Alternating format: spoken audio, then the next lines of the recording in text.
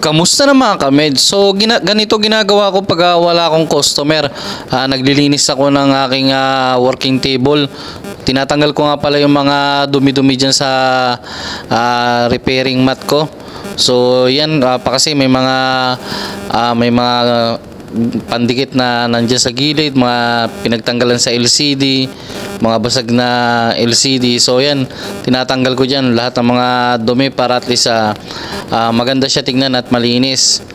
Ganyan lang, simple lang ginagawa ko pag walang customer. Tamang linis lang tayo mga kameds. So para at least yung working table natin na maganda naman tignan at hindi madumi.